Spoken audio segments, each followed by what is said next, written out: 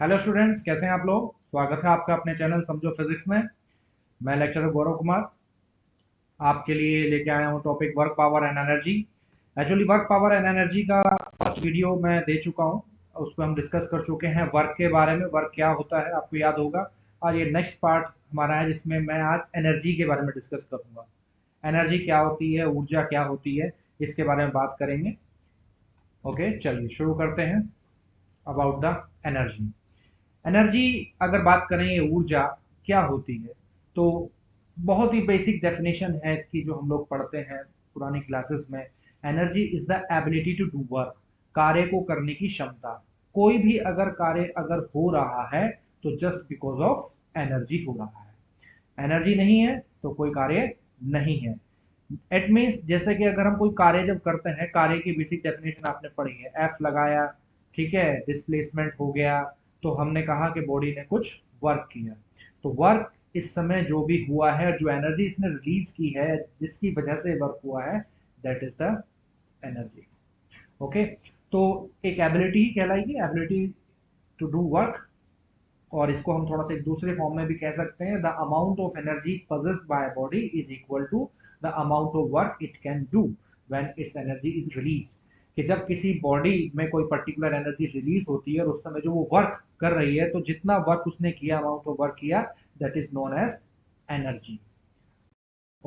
Energy की बहुत सारी फॉर्म्स हो सकती हैं। उससे पहले अगर मैं बात इसकी यूनिट की कर लेता हूँ, क्योंकि वर्क आपने पढ़ लिया है, वर्क का यूनिट आप लोग जानते हैं, उसका एसआई यूनिट क्या होता है। तो वही सब चीजें आप एनर्जी के साथ भी देखेंगे।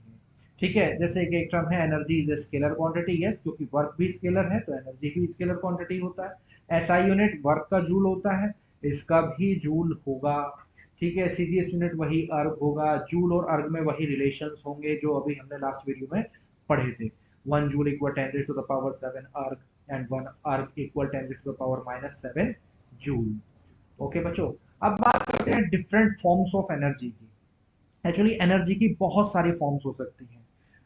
अगर हम अल्टीमेट सोर्स ऑफ एनर्जी की बात करें कि कहाँ से हमें अल्टीमेट एनर्जी हमारी अर्थ के लिए अगर मिल रही है, इसके रेस्पेक्ट में बात करें, तो अल्टीमेट सोर्स ऑफ एनर्जी है हमारा सन।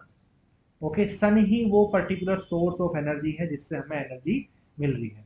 और जो एनर्जी हमें रिसीव हो रही है हमारे प्लेनेट पर, अर्थ पर, तो वो एनर्जी कहलाती है सोलर एनर्जी। ओके, तो ये बेसिक फॉर्म ऑफ एनर्जी हम कह सकते हैं, अल्टीमेट सोर्स कह सकते हैं। इसी से बाकी एनर्जीज हमारे अर्थ के लिए डिलीवर हो रही है।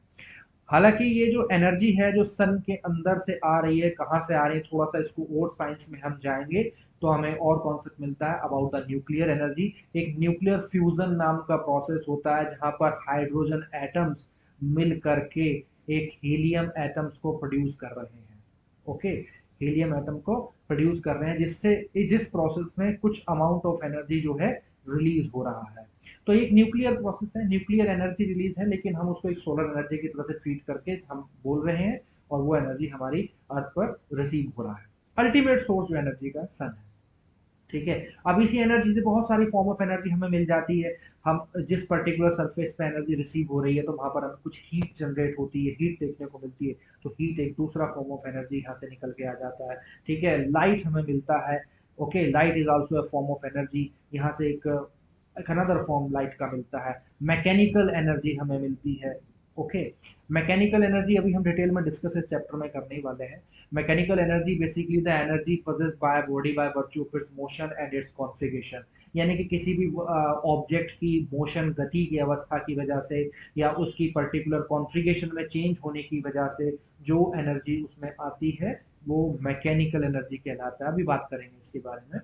ओके, न्यूक्लियर एनर्जी जैसे कि मैंने बताया, कुछ न्यूक्लियर रिएक्शंस होती हैं। न्यूक्लियर फ्यूजन प्रोसेस है जो सन के अंदर हो रहा है। फिजन एक प्रोसेस होता है, नाभिकीय संलयन और विखंडन, केमिस्ट्री में आप लोग थोड़ा सा पढ़े होंगे। तो न्यूक्लियर एनर्जी वहां से जनरेट होती है। Sound energy, sound is also a form of energy. हर वो चीज जो वर्क करा दे, ओके, हर वो चीज जो वर्क करा दे वही एनर्जी है।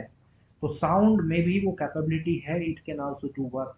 वो भी एक पर्टिकुलर वर्क कर सकती है, क्योंकि रेजोनेंस वगैरह के कॉन्सेप्ट आपने पढ़े होंगे, तो वो सब इंडिकेट करते हैं। Wind, wind also energy, wind में भी एक पावरफुल एनर्जी होती है। विंड टर्बाइंस वगैरह हम लोग यूज किया करते थे पहले बहुत ज्यादा। ओके, फार्म्स प्लांट लगाए जाते थे इलेक्ट्रिसिटी उसको रिसीव करने के लिए। तो विंड भी एक तरह का एनर्जी है, केमिकल एनर्जी है।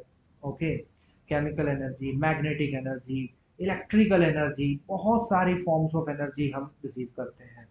तो ये basically various types of forms of energy है। आपको थोड़ा सा बेसिक सा इंट्रोडक्शन इसमें हम दे रहे हैं, थोड़ा सा इसको याद रखिए, जरूरी है।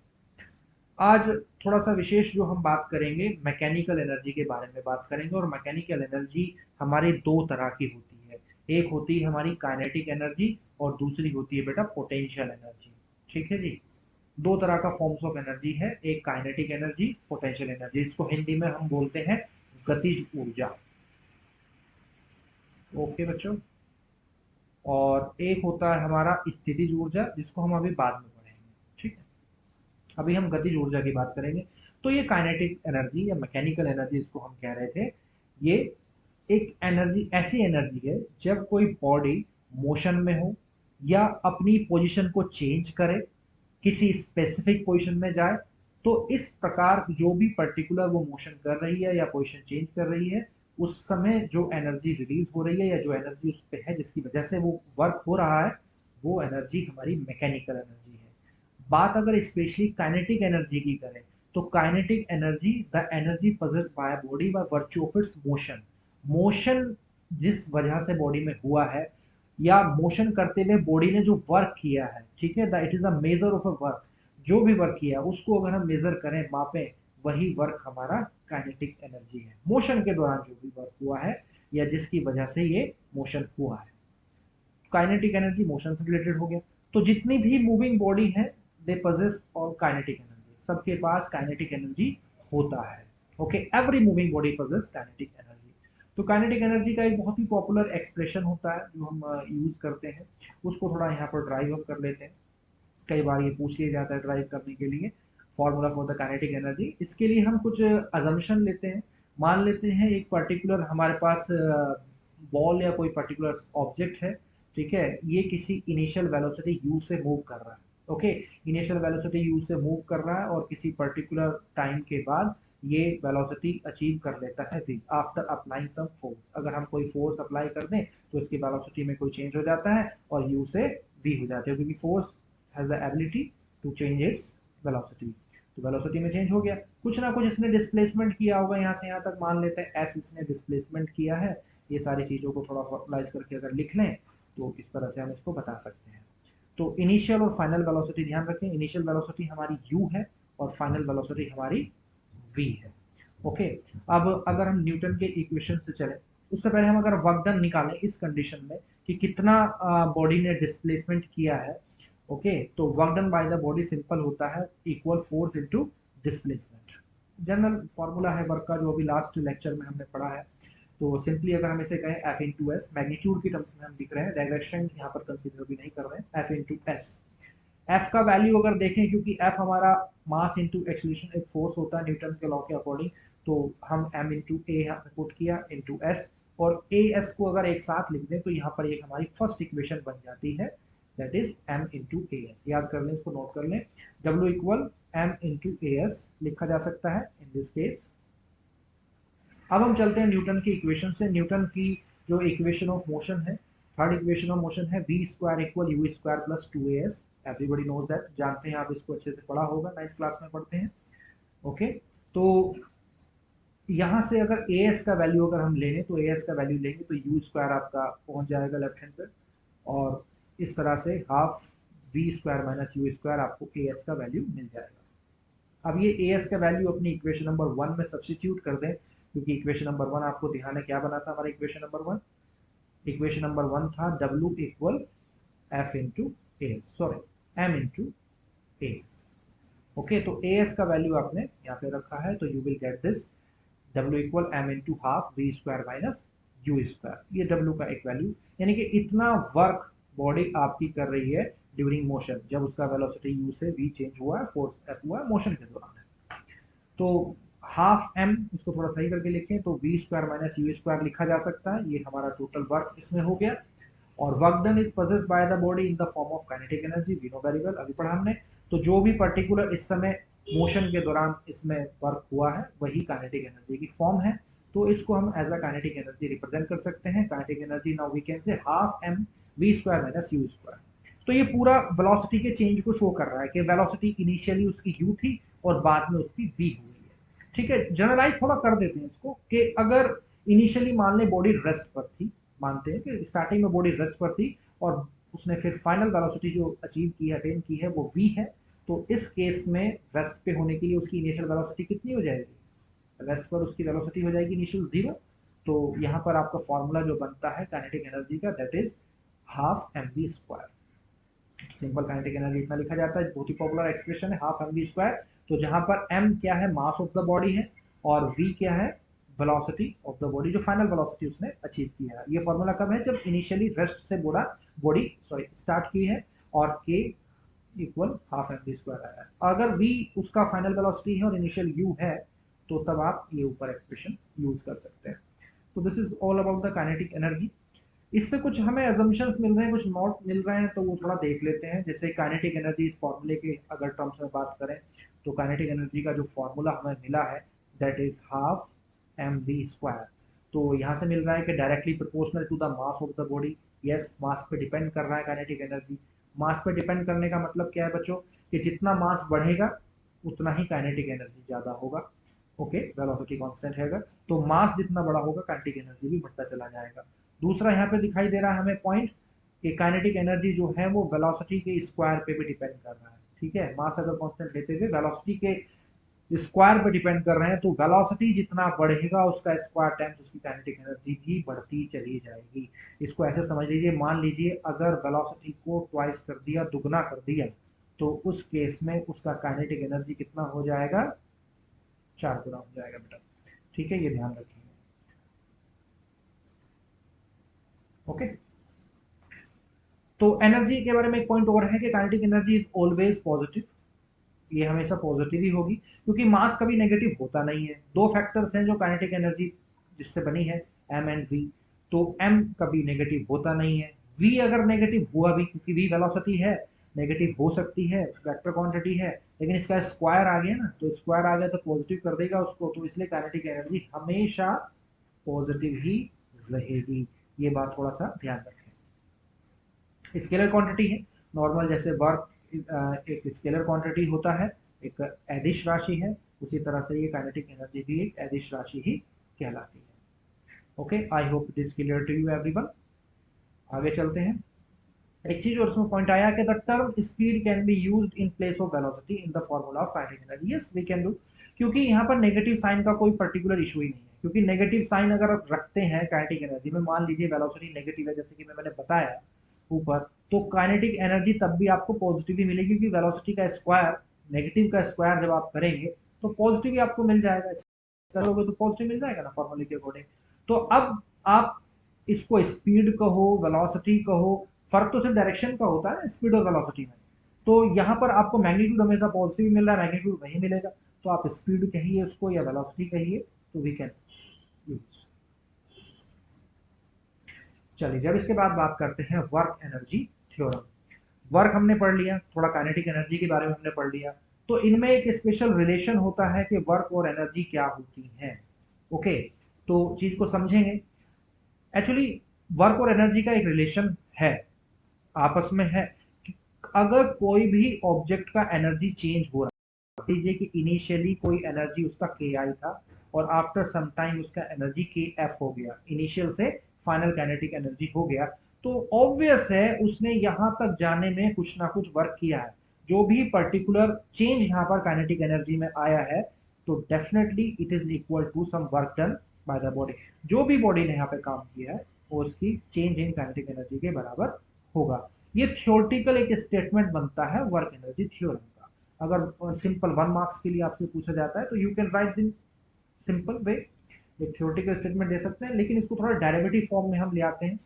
तो suppose a body of mass m moving with velocity u, हम मान लेते हैं, and acted upon by force F for time t। यानी कि एक फोर्स F है, किसी बॉडी पर लग रहा है।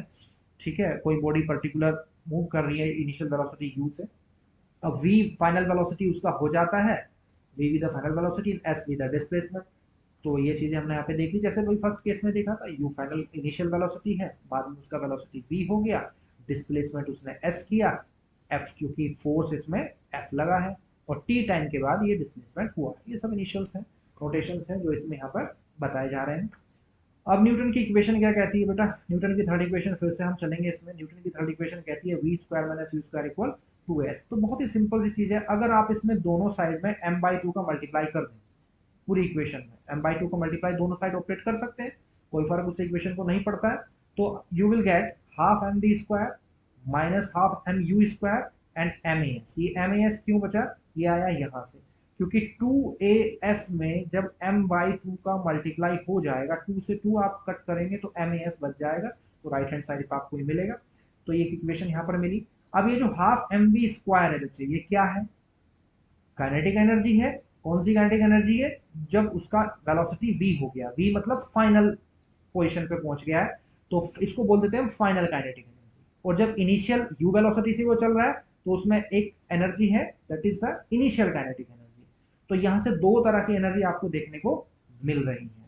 ओके, और दूसरी साइड में देखें एम ए एस, तो एम ए जो टर्म है इट इंडिकेट्स फोर्स, क्योंकि फोर्स की जो वैल्यू होती है क्या होता है, एम इंटू ए होता है, न्यूटन के सेकंड लॉ से हम चलते हैं। ठीक है, तो ये हमने रख दिया, और एस एज इट इज है। एफ इंटू एस क्या होता है बेटा, दैट इज द डब्ल्यू, तो डब्ल्यू प्लेस किया, तो ये half M B square minus half M U square equal W, और हाफ एम बी स्क्वायर की जगह पर हम पुट कर दें दैट इज के एफ, और हाफ एम यू स्क्वायर की जगह पर पुट कर दें के आई, के एफ माइनस के आई इक्वल आ गया डब्ल्यू। ये क्या कह रहा है, ये कह रहा है the change in kinetic energy is equal to the work done. जो भी एनर्जी में चेंज हुआ है वो किए गए कार्य के ही बराबर है। गतिज ऊर्जा में जो भी परिवर्तन हो रहा है वो किए गए कार्य के बराबर है। इसी को कहते हैं वर्क एनर्जी थ्योरम या कार्य ऊर्जा प्रमेय। ठीक है, ये इसका थ्योरेटिकल एक स्टेटमेंट हो जाता है, इसको आप नोट कर सकते हैं। अगर 1 मार्क्स के लिए सिंपल कहता है तो आप स्टेटमेंट लिख दीजिए, फॉर्मुलाइजेशन थोड़ा दे दीजिए, थोड़ा सा एक से ज्यादा 2 नंबर तक पूछ लेता है, थोड़ा इसको आप करके दिखा देंगे, थोड़ा डेरिवेशन इसका कर देते हैं, ये जर्नल फॉर्म में इसको हम करते हैं। ओके, ये जर्नली आपको सिर्फ नाइन्थ के बेसिस पे, जब नाइन्थ में हम जनरली पढ़ते थे ना, तो थोड़ा सिंपल वे में इसी तरह से हम कर देते थे। अब थोड़ा सा ना एक स्टैंडर्ड मेथड भी होता है इसको ट्राई करने का, या work energy theorem for a variable force हम इसको कहते हैं। वेरिएबल फोर्स जनरली आपको मैं बता दूं, आपने लास्ट वीडियो अगर आपने देखा होगा तो उसमें पता होगा, वेरिएबल फोर्स एक पर्टिकुलर ऐसा फोर्स है जो पोजीशन के साथ वेरी कर रहा है। ओके, एक फंक्शन हम मान रहे हैं उसको पोजीशन का, तो जैसे पोजीशन वेरी करेगी वैसे ही आपका फोर्स वेरी करेगा। मान लीजिए एक्स स्क्वायर प्लस 1 समथिंग कुछ फोर्स है, तो ये आपका वेरिएबल फोर्स कहलाता है। ये भी लास्ट वीडियो में मैंने आपको बताया था। तो इसको थोड़ा समझते हैं, इससे हम वेरिएबल फोर्स की टर्म्स में हम कैसे सॉल्व करें अपने वर्क एनर्जी थ्योरम को। तो काइनेटिक एनर्जी हमने पढ़ी है K equal half M B square. इसमें थोड़ा कैलकुलस हम लोग लगाएंगे, इसमें थोड़ा हम कैलकुलस लगाएंगे। अब अगर इस इक्वेशन का डिफरेंशिएशन अगर हम कर दें, अवकलन कर दें विद रिस्पेक्ट टू टी, तो ये मिलेगा आपको डी के ओवर डी टी, और D over D T symbol होता है डिफरेंशिएशन के लिए हाफ एम बी स्क्वायर। तो यहाँ पर m को कांस्टेंट मानते हुए चलें और v स्क्वायर का डिफरेंशिएशन अगर कर दें फॉर्मूले की हेल्प से, तो आपको मिल जाएगा mv into D V over D T. ये बात समझ में आई आपको कैसे, क्योंकि अगर डिफरेंशिएशन आप कर रहे हैं किसका, v स्क्वायर का, तो फॉर्मूला क्या कहता है, ये 2 आपका जाएगा इधर, तो ये हो जाएगा 2 into D V over D T. Okay बेटा, 1 सेकेंड सॉरी, हाँ जी ठीक है ठीक है ठीक है, 2 into D V over D T, और ये 1/2 आपका था ऑलरेडी फॉर्मूले में, तो 2 से 2 कट हो जाएगा, तो D V over D T यहाँ पर बच करके आया। तो M V into D V over D T, ये डिफ्रेंशिएशन के बाद मिला। ये वैल्यू किसका मिला आपको, ये मिला है डी के ओवर डी टी का। आप इसको चाहें तो इसको लिख सकते हैं इस तरह से, M into D V over D T into V, बाद में लिख लिया हमने, इससे कोई फर्क नहीं पड़ रहा है। अब न्यूटन के सेकंड लॉ से चलें, तो ये क्या बता रहा है, D V over D T rate of change in velocity, ये क्या होता है, एक्सेलरेशन होता है, m इंटू ए बन गया ये, और m इंटू ए को हम लिख सकते हैं f, तो ये f इंटू वी हम इसको लिख सकते हैं। तो एक इक्वेशन हमारी बनी है यहाँ पर डी के ओवर डी टी बराबर f इंटू वी। अब v को भी रिप्लेस कर दिया हमने in terms of change in position, rate of change in position, तो v को भी चेंज करके आप लिख सकते हैं D x over D T. अगर x पोजिशन है तो ये डी के ओवर डी टी बराबर आ गया है F into D x over D T. यहाँ तक डी टी से डी टी आप हटाएं तो आपकी इक्वेशन जो सिंपल लिखी जाएगी डी के equal F into D x. एक जनरल इक्वेशन यहाँ तक हमने बना ली है। आ रहा है change in energy equal F into D x के बराबर दिखाई दे रहा है। अगर आप इसको इंटीग्रेट कर दें, क्योंकि पोजीशन हम मान लें कि पोजीशन हमारी ऑब्जेक्ट की एक्स आई से अगर एक्स एफ तक चेंज हुई है एक वेरिएबल फोर्स के थ्रू। अगर वेरिएबल फोर्स का ग्राफ आपको अगर याद हो तो कुछ भी एक जनरल ग्राफ हम लोगों ने बनाया था जिसमें इनिशियल पोजीशन हमारी एक्स आई थी और फाइनल पोजीशन हमारी एक्स एफ थी, और फोर्स के साथ हम ये वेरिएबल देख रहे थे। तो एक्स आई से एक्स एफ तक चेंज हुआ है, तो इस केस में जब वर्क होगा वो कितना होता है? ओके, तो इंटीग्रेट करना होता है इस पूरे एरिया को लेने के लिए, क्योंकि ये पूरा एरिया ही वर्क के बराबर होता है। तो इसी दी गई इक्वेशन को 1 मानते हुए फर्स्ट इक्वेशन का इंटीग्रेशन कर लें हम, तो के आई से के एफ तक इंटीग्रेट करेंगे डी के को, क्योंकि काइनेटिक एनर्जी चेंज होगी अकॉर्डिंगली। इनिशियली माना के आई है और के एफ फाइनल है, इक्वल फिर राइट हैंड साइड को इंटीग्रेट करेंगे तो एक्स आई से एक्स एफ तक करेंगे, क्योंकि पोजिशन के रेस्पेक्ट में ये होगा डी एक्स। तो एक्स आई से एक्स एफ, इनिशियल एक्स आई माना एक्स एफ फाइनल हो गया, तो एफ इंटू डी एक्स हो गया। इसको सॉल्व कर दीजिए सिंपल, जैसे हम इंटीग्रेशन रूल पे करते हैं। तो इसको करेंगे, डी के को करेंगे तो आपको रिप्लेसमेंट में मिलेगा के एफ माइनस के आई, क्योंकि लिमिट को अगर आप सॉल्व करेंगे तो ये एक तरह से 1 का इंटीग्रेशन हो रहा है के रेस्पेक्ट में, और इंटीग्रेट करने के आपको बाद मिलेगा के, और के की लिमिट आ गई है के आई से के एफ तक। सॉल्व करेंगे तो के आई माइनस के एफ ये मिल जाएगा। ठीक है, ये थोड़ा सा आप ध्यान रखें। और दूसरा, अगर यहाँ पर आप देखें लेफ्ट हैंड साइड की तरफ, तो ये एक्स आई से एक्स एफ तक जा रहे हैं, और एक्स आई से एक्स एफ तक एफ इंटू डी एक्स हमने ये सॉल्व किया है। इसको थोड़ा सा सॉल्व करें तो ये जो प्रोसेस है ये क्या बता रहा है? ये work done by variable force का एक्सप्रेशन है, जो अगर आपको ध्यान हो लास्ट क्लास के अंदर हमने पढ़ा था। ठीक है, तो ये के आई माइनस के एफ माइनस के आई बराबर डब्ल्यू के इक्वल आ गया, तो जो इंडिकेट कर work energy theorem for a variable force. तो ये भी अगर वेरिएबल फोर्स से अगर कहता है तो आप इस तरह से थोड़ा इसको करके दिखाएं। सिंपल वे में कहता है तो जैसे इससे पहले किया था उससे आप करके दिखाएं। ठीक है, दोनों ही ठीक है। और अगर वो सिंपल वर्क एनर्जी थ्योरम का स्टेटमेंट पूछता है तो सिर्फ स्टेटमेंट उसका लिखें। उम्मीद है क्लियर हुआ होगा। कोई भी अगर डाउट आता है तो कमेंट सेक्शन में डालिए। ठीक है, अब बात करते हैं पोटेंशियल एनर्जी का। ठीक है, potential energy is another part of the mechanical energy. Mechanical energy का एक दूसरा पार्ट है बच्चों। क्या कहते हैं potential energy? Potential energy is defined as the energy of a body by virtue of its position and its configuration. ये motion की वजह से नहीं कह रहे हैं, ये हम कह रहे हैं उसकी पोजीशन की वजह से। पोजीशन कैसे? कि मान लीजिए कोई भी ऑब्जेक्ट अगर किसी भी फोर्स के अगेंस्ट जाए, फोर्स के अगेंस्ट, जैसे मान लीजिए ग्रेविटेशनल फोर्स के अगेंस्ट किसी ऑब्जेक्ट को आप लिफ्ट करते हैं, ओके, तो फोर्स के अगेंस्ट जाता है तो उस समय वो कुछ ना कुछ वर्क करेगा आपका ऑब्जेक्ट। तो ये पर्टिकुलर जो वर्क है bye virtue of its position कहलाएगा। ओके, या कई बार बॉडी की कॉन्फ़िगरेशन में कुछ चेंज कर दें। कॉन्फ़िगरेशन जैसे स्प्रिंग का एक एग्जांपल ले लें, स्प्रिंग के साथ किसी बॉडी को आपने अटैच किया और आप कोई फोर्स लगाएं, इसको कंप्रेस करें, स्ट्रेच करें, तो इसकी कॉन्फ़िगरेशंस में कुछ चेंज होंगे। ठीक है, शेप साइज में कुछ चेंज हो सकते हैं। तो यहाँ पर पर्टिकुलर एक फिर से वर्क होगा और वही वर्क एक एनर्जी की फॉर्म में स्टोर होगा। उसी पर्टिकुलर एनर्जी को हम नाम देते हैं पोटेंशियल एनर्जी, या स्थितिज ऊर्जा इसको हिंदी में कहा जाता है। ओके, तो इसमें हम दो तरह से पोटेंशियल एनर्जी कैलकुलेट करते हैं। एक आता है हमारा formula for potential energy by virtue of position, और एक आता है हमारा formula for potential energy by virtue of its configuration. हम करते हैं वो स्प्रिंग के लिए करेंगे। तो bye virtue of its position पहले देख लेते हैं। पोजीशन के लिए मान लेते हैं कोई हमारा एम मास का ऑब्जेक्ट है, किसी सरफेस पे रखा है, हम इसको लिफ्ट करते हैं against the gravitational acceleration. Gravitational acceleration downward जो काम करता है, तो ग्रेविटी के फोर्स के अगेंस्ट आप इसको लिफ्ट कर लेते हैं, किसी पर्टिकुलर हाइट एच तक इसको लेके जाते हैं। तो ऑब्वियस है एक एच हाइट पे गया है, पोजीशन इसने चेंज किया है, तो इस पोजीशन को चेंज करने में इसने कुछ ना कुछ वर्क कर दिया है। यही वर्क इस समय एक एनर्जी की फॉर्म में स्टोर होगा, जिसको हम कहेंगे पोटेंशियल एनर्जी या ग्रेविटेशनल पोटेंशियल एनर्जी, क्योंकि यहाँ पे ग्रेविटेशनल फोर्स के अगेंस्ट ये हो रहा है। ठीक है, तो ये सब चीजें हमने इसमें जो बताई हैं। तो अब इस समय अगर वर्क को हम कैलकुलेट करें तो वर्क यहाँ कैलकुलेट करेंगे, सिंपल डेफिनेशन वर्क की होती है फोर्स इंटू डिस्प्लेसमेंट। और फोर्स अगर हम बात करें तो इस केस में जो ग्रेविटेशनल फोर्स है that is the m into G, mass into acceleration general formula होता है, और एक्सेलरेशन यहाँ पर इस समय हुआ है g, तो m इंटू जी फोर्स के अगेंस्ट आप गए हैं तो फोर्स इंटू डिस्प्लेसमेंट हम बोलेंगे, और ये कहलाएगा M G into H, displacement h हो गया है, और टोटल वर्क होगा यहाँ पर एम जी एच। यही वर्क आपका एनर्जी की फॉर्म में स्टोर हो गया है, तो इसी को हम ग्रेविटेशनल पोटेंशियल एनर्जी हम कह देते हैं।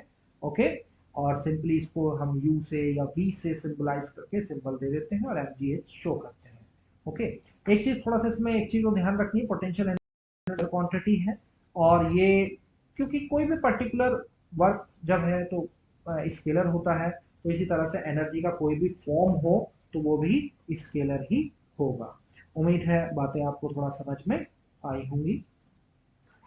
एक चीज और बता दें, पोटेंशियल एनर्जी का जो साइन भी हमें कंसीडर करना होता है। Sometimes we take it positive, sometimes we take it negative, depending on the whether work is done against the force और बाय द फोर्स। देखो डिपेंड करता है आपका जो वर्क यहाँ पे बॉडी कर रही है वो बाय द फोर्स हम ले रहे हैं या अगेंस्ट द फोर्स ले रहे हैं। बाय द फोर्स का मतलब होता है जब बॉडी को हमने लिफ्ट किया है, तो लिफ्ट करने का मतलब एक पर्टिकुलर फोर्स आपने लगाया इस पे एफ, तो इस पर्टिकुलर फोर्स के द्वारा जब आप वर्क देंगे तो वी से द बाय द फोर्स, और इस केस में वर्क आपका पॉजिटिव हम लोग लेते हैं। और एक फोर्स यहां पर इस केस में इसके अपोजिट डायरेक्शन में लग रहा है, मोशन के अपोजिट डायरेक्शन में लग रहा है, तो हम अगेंस्ट द फोर्स कहेंगे, या अगेंस्ट द फोर्स भी हमने किया, तो इस समय इस अगेंस्ट द फोर्स भी ये वर्क करेगा, तो उस केस में वो वर्क नेगेटिव कंसीडर किया जाता है। तो उसी बेसिस पे हम इसका साइन कंसीडर कर लेते हैं, sometimes potential energy taken as the positive और नेगेटिव अकॉर्डिंगली। ओके, चलिए जी, अब फॉर्मूला फॉर पोटेंशियल एनर्जी चलते हैं, by virtue of its configuration चलते हैं। कॉन्फ़िगरेशन के लिए स्प्रिंग का सबसे बेस्ट एग्जांपल है। लेट्स टेक ए स्प्रिंग, एक एम मास का ऑब्जेक्ट है, इसके साथ अटैच्ड है, इसकी इक्विलिब्रियम पोजीशन हम x इक्वल 0 कंसीडर कर लेते हैं। ठीक है, अब मान लेते हैं कि हम इसको एक पर्टिकुलर फोर्स अप्लाई करने पर कंप्रेस कर देते हैं। कंप्रेस जो इसका डिस्टेंस है मान लिया xc यहाँ पर हो गया है, तो साइमल्टेनियसली एक फोर्स आपका ऑब्जेक्ट और एक्सपीरियंस करेगा that is F S. F S यहाँ पर क्या है, स्प्रिंग फोर्स हम नाम देते हैं। तो इस केस में स्प्रिंग फोर्स को हम पॉजिटिव कहेंगे और एक्सी को यहाँ नेगेटिव कह सकते हैं, क्योंकि एक्सी की जो डायरेक्शन और एफ एस की जो डायरेक्शन है एक दूसरे के अपोजिट है। ओके, तो इस वजह से एफ एस आपका एक पॉजिटिव डायरेक्शन में काम कर रहा है। तो यहाँ पर अप्लाइड फोर्स को अगर देखें तो एक्सी जो डिस्टेंस है, ये थोड़ा समझिएगा, बाय द फोर्स अगर देखें, बाय द फोर्स कौन सा है जो अप्लाई किया हमने, एफ, तो आपका वर्क यहाँ पर पॉजिटिव होना चाहिए। लेकिन अगर स्प्रिंग फोर्स के अगेंस्ट देख लें तो स्प्रिंग फोर्स तो अपोजिट डायरेक्शन में है ना, तो यहाँ पर वर्क नेगेटिव कंसीडर किया जाएगा। ये चीज थोड़ा समझिएगा। अब दूसरा, अगर हम इसको एक्सपेंड करते हैं तो एक्सपेंड करने के केस में स्प्रिंग फोर्स की डायरेक्शन बदलेगा, और एक्सपेंशन का डायरेक्शन आपका राइट हैंड पे हो जाएगा और स्प्रिंग फोर्स का डायरेक्शन लेफ्ट हैंड पे हो जाएगा। तो इस केस में स्प्रिंग फोर्स नेगेटिव और आपका एक्सपेंशन जो डिस्टेंस है वो, सॉरी, स्प्रिंग फोर्स नेगेटिव और एक्सपेंशन डिस्टेंस पॉजिटिव कहलाएगा। ओके, तो ये एक्सपेंशन और ये कंप्रेशन दोनों चीजें में क्लियर हमें होना चाहिए। तो स्प्रिंग फोर्स एक जनरल एग्जांपल है, तो कंजर्वेटिव फोर्स का एग्जांपल है। कंजर्वेटिव फोर्स आपको हमने पढ़ाया हुआ है पहले, उसको देखिएगा। अब मान लेते हैं स्प्रिंग फोर्स एक आइडल स्प्रिंग के लिए अगर हम लोग बात करें, सिंपल स्प्रिंग फोर्स की मैं बात कर रहा हूं, तो स्प्रिंग फोर्स जनरली क्या होता है, ये एक्स यानी डिस्प्लेसमेंट पर डिपेंड कर रहा है। डिपेंड तो कर रहा है बट नेगेटिवली डिपेंड कर रहा है। नेगेटिवली क्यों डिपेंड कर रहा है कि जितना एक्स आप बढ़ाएंगे स्प्रिंग फोर्स का डायरेक्शन अपोजिट होगा। ठीक है, एक्स बढ़ाएंगे स्प्रिंग फोर्स बढ़ेगा लेकिन अपोजिट डायरेक्शन में, क्योंकि अगर हम एक्स कंप्रेशन का देखें एग्जाम्पल, तो कंप्रेस जब हमने किया था तो स्प्रिंग फोर्स का वैल्यू बढ़ रहा है, अपोजिट डायरेक्शन में हो रहा है। जब एक्सपेंड किया था तो एक्सपेंशन के केस में स्प्रिंग फोर्स फिर आपके एक्सपेंशन डिस्टेंस के अपोजिट हो गया था। तो यहां पर एक फॉर्मूला जो हम लेते हैं, F is directly proportional with the negative displacement X, generalize में। तो नेगेटिव प्रोपोर्शनल साइन को अगर हटाते हैं तो you will take a constant K, तो यहां पर एक फॉर्मूला आपको मिलता है एफ एस बराबर माइनस के एक्स। ये जो के है, इस के को यहां पर बोलते हैं स्प्रिंग कांस्टेंट। ठीक है, ये एक अपनी एक अलग फिजिकल क्वांटिटी बन जाती है स्प्रिंग कांस्टेंट। स्प्रिंग कांस्टेंट का अपना एक डायमेंशन बनेगा। स्प्रिंग कांस्टेंट को अगर आप डिफाइन करें तो सिंपल वे में तो ये एफ अपॉन एक्स कहलाता है। ओके, इसी एफ अपॉन एक्स से इसका न्यूटन पर मीटर यूनिट बन जाएगा और यहीं से इसका पर्टिकुलर डायमेंशन भी हम निकाल सकते हैं। क्या हो जाएगा डायमेंशन इसका? एफ अपॉन एक्स आया ना बेटा, तो एल कैंसिल आउट होगा इसमें, क्योंकि फोर्स का डायमेंशन कितना होता है M L T minus two, और ओवर मीटर करेंगे, एल से एल कट करेंगे तो एम टी माइनस टू इसका डायमेंशन आ जाता है। ठीक है, ये थोड़ा ध्यान रखेंगे। बात जर्नल स्प्रिंग फोर्स की मैंने बात की। अब अगर कंडीशन के हिसाब से चलें, जो कंडीशन यहाँ पे ली गई है कि माना ब्लॉक को पुश किया गया है किसी एक्सटर्नल फोर्स एफ से और स्प्रिंग को कंप्रेस कर दिया गया है by the distance H C, तो इस केस में कुछ वर्क होगा। ओके, तो work done by the spring force अगर हम कैलकुलेट करें तो डिस्प्लेसमेंट आपकी जीरो से शुरू हुई है और जीरो से कहां तक गई है? एक्स सी तक गई है। तो इस पर्टिकुलर सर्टेन लिमिट के अंदर हम वर्क लिखेंगे F S into D x with in a limit. Okay, dx एक स्मॉल डिस्प्लेसमेंट लेते हुए एफ एस का वैल्यू रखिए। एफ एक्स का जनरल जो वैल्यू रखते हैं माइनस के एक्स होता है, डिस्प्लेसमेंट एक्स सी हुआ है तो उसी के बेसिस पे हम इसको रख सकते हैं। तो जीरो टू एक्स सी इस लिमिट के अंदर सॉल्व करेंगे इस लिमिट को, के कांस्टेंट है बाहर रखते हुए, एक्स का इंटीग्रेशन हो जाएगा यहाँ पर एक्स के रिस्पेक्ट में, that is the x square upon two. तो पूरा वैल्यू जो सॉल्व करके आएगा यहाँ पर that is the minus half के एक्स सी स्क्वायर। एक्स सी जो है एक सर्टेन जिस लिमिट के अंदर वो डिस्प्लेसमेंट वेरी हो रहा था उसके अकॉर्डिंगली ये वर्क आपका आ जाएगा। अब यही जो वर्क है एनर्जी की फॉर्म में स्टोर हो जाएगा। ओके, तो ये जो पर्टिकुलर वर्क एनर्जी की फॉर्म में स्टोर होगा माइनस हाफ के एक्स स्क्वायर, इसी को हम कहेंगे potential energy by virtue of it's configuration. ठीक है, इसमें कुछ चीजें वो थोड़ा सा समझनी है, जरूरी है, ये थोड़ा देख लें। Work done by the external force pushing force F is positive since it's overcomes the spring forces. एक चीज थोड़ा समझना है इसमें, मैं बताता हूँ। वर्क डन बाय द अगर एक्सटर्नल फोर्स अगर हम देखें तो ये हमेशा पॉजिटिव लिया जाएगा क्योंकि ये ओवरकम करता है आपके स्प्रिंग फोर्स को, क्योंकि अप्लाइड फोर्स और डिस्प्लेसमेंट का डायरेक्शन अगर सेम है, अप्लाइड फोर्स और डिस्प्लेसमेंट का डायरेक्शन सेम है तो डब्ल्यू एस बराबर हाफ के एक्स स्क्वायर हो जाएगा। अगर स्प्रिंग को अगर फॉर एग्जांपल हम एक्सटेंड अगर कर रहे हैं थ्रू अ डिस्प्लेसमेंट एक्स ई, तो इस केस में work done by the spring force अगर लिखेंगे हम तो वो हो जाएगा माइनस हाफ के एक्स ई स्क्वायर। ओके, क्योंकि अगेंस्ट द फोर्स, अगर स्प्रिंग फोर्स एक अगेंस्ट वाला फोर्स है जो अपोजिट डायरेक्शन में काम करता है, और बाय द एक्सटर्नल फोर्स अगर कहेंगे इसको, ये आपका आ रहा है एक्सटेंशन के केस में, तो वर्क डन पॉजिटिव रहेगा। तो बाय द फोर्स के लिए हमेशा यानी अप्लाइड फोर्स की वजह से वर्क डन प्लस में लेंगे और अगेंस्ट फोर्स की वजह से नेगेटिव में ये लिया जाएगा। ओके, इसका एक ग्राफिकल इंटरप्रिटेशन भी दे दी जाता है। एफ और एक्स में अगर हम ग्राफ ड्रॉ करें तो एक ग्राफ आपको मिल जाता है आपके क्वाड्रेंट से सेकंड क्वाड्रेंट से थर्ड क्वाड्रेंट की तरफ दिखाया गया है, फोर्थ क्वाड्रेंट की तरफ दिखाया गया है। तो F equal minus K x जो आपका सेकंड क्वाड्रेंट में है और इसका वैल्यू धीरे धीरे पॉजिटिव अगर है तो यहां तक हम देखें तो हमारा अगर एक्सपेंशन हुआ है, एक्सपेंड किया है तो एक पर्टिकुलर एक्स तक ये एक्सपेंशन हुआ है तो इसमें एक एरिया आपको मिल जाएगा। यही एरिया जो होगा इंडिकेट करेगा वर्क डन को। ठीक है, तो the work done is given by the area of triangle OAB. एक ओएबी जो यहाँ पर ट्रायंगल बन के दिखा रहे हैं ग्राफ का, ये वर्क को बताएगा कितना वर्क यहाँ पर हुआ है। ठीक है, डिपेंड्स अपॉन द पॉजिटिव और नेगेटिव, जैसी भी कंडीशन होगी उसके हिसाब से इसको देख लेंगे। तो ये हमारा वर्क डन निकला जो कि एनर्जी की फॉर्म में स्टोर हो जाता है और यही पर्टिकुलर एनर्जी पोटेंशियल एनर्जी की फॉर्म में कहलाता है bye virtue of it's configuration. कुछ इंपॉर्टेंट नोट है, फाइनली इसको डिस्कस कर लेते हैं। एक चीज समझे, अगर किसी भी ऑब्जेक्ट को अगर एक सर्टेन हाइट तक हम लेके जाएं, ठीक है, तो इसमें एक पोटेंशियल एनर्जी स्टोर हो जाएगी mgh। अगर हम इसकी पोजीशन को चेंज करें अलग पाथ से, कोई पाथ हमने चेंज करके उसको किया और सेम हाइट पर उसको लेके गए, एच हाइट पर लेके गए, तो इस केस में भी उसकी पोटेंशियल एनर्जी mgh ही होगी।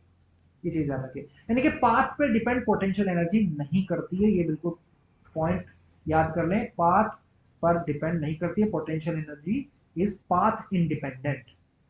ये नेट वर्टिकल डिस्प्लेसमेंट पर डिपेंड करती है, केवल पूरे पाथ पर नहीं, कितना हाइट गया है इस बात पर डिपेंड करेगा। अगर पूरी राउंड ट्रिप में बात करने के ऑब्जेक्ट इनिशियली पॉइंट से गया वापस वहीं पर पहुंच गया तो जितनी एनर्जी वो लेके गया था उतनी एनर्जी वो रिलीज करेगा, तो टोटल पोटेंशियल एनर्जी उस केस में कहलाएगी जीरो। राउंड ट्रिप में अगर बात करें तो पोटेंशियल एनर्जी जीरो, क्योंकि gained by the body mgh है और lost by the potential energy है, potential energy lost by the body है माइनस mgh है, तो टोटल राउंड ट्रिप में जो एनर्जी होगी यहाँ पर जीरो कहलाएगी। ओके, तो ये कुछ इंपॉर्टेंट नोट हैं जो पोटेंशियल एनर्जी के रिगार्डिंग थे। तो ये जनरली मैकेनिकल एनर्जी के बारे में आज हमने इस लेक्चर में पढ़ा है। अगले लेक्चर में हम एनर्जी कंजर्वेशन के बारे में थोड़ा डिस्कस करेंगे। आई होप चीज़ें क्लियर हुई हो। तो आज इस वीडियो में इतना ही रखेंगे। वीडियो अगर पसंद आया हो तो प्लीज़ लाइक कीजिए, सब्सक्राइब कर दीजिए। ओके, उससे ही थोड़ा मोटिवेशन मिलता है आगे फर्दर वीडियोस बनाने के लिए स्टूडेंट्स। और देखते रहिए, एंजॉय करते रहिए। Thank you everyone. ओके।